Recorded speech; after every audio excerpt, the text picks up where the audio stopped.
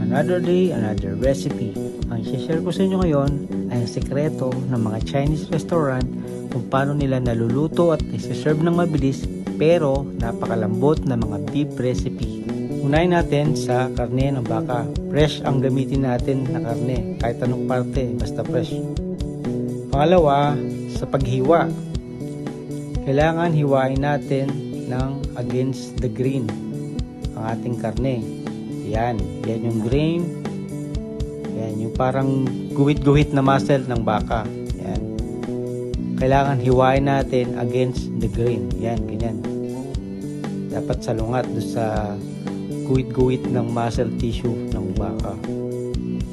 Sa mga oras na to, habang naghihiwa tayo, sigurado nanonood si Sir Pasky Analupa ng San Francisco, California.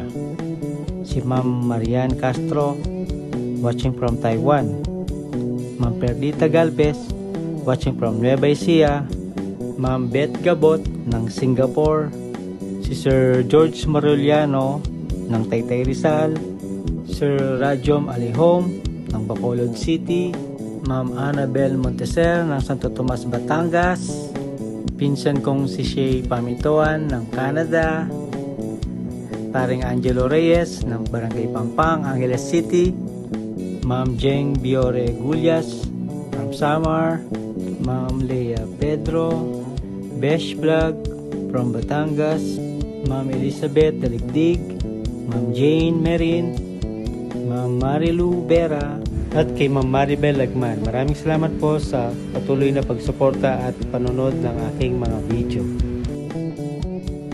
At ito naman ang sikreto sa pagmarinate.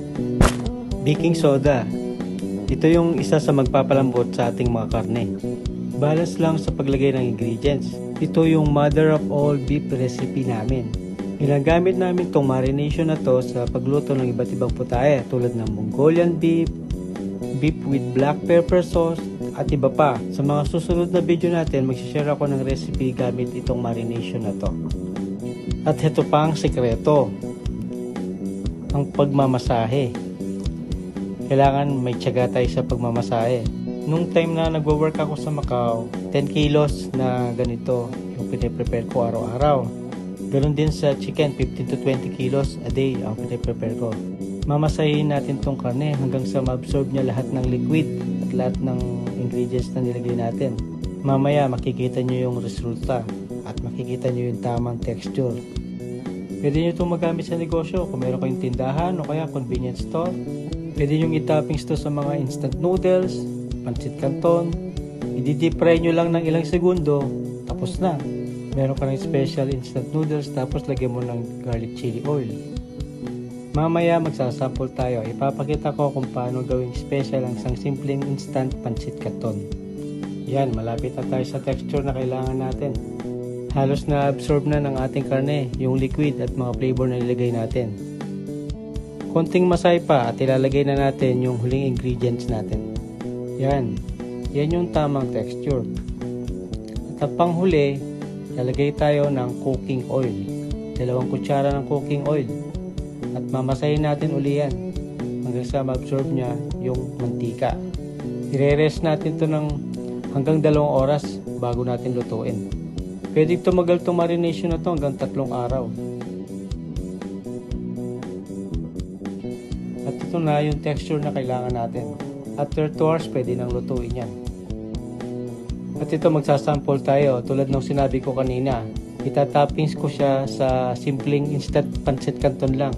Iluto lang siya ng nakalubog sa kumukulong mantika. Kailangan mainit na mainit. Hindi na kailangan iluto ng matagal. Kahit 30 seconds, luto na yan. At napakalambot niyan.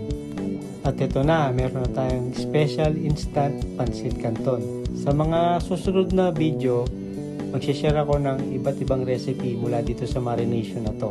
Lagyan natin ng onion greens, fried egg, at itong magpapasarap, garlic chili oil with tausi. Meron tayong video kung paano gawin yan. Hanapin nyo lang sa page natin. At ito na, tikman na natin itong special instant pancit canton natin. Biruin mo, para kang kumakain sa Chinese restaurant. At napakabilis pang i-prepare. Pwedeng pwede ito pag nagmamadali ka o pag may biglang bisita ka. pwede ring business idea dahil napakabilis lang nitong i-prepare. Oh, paano? Kaya mo na yan.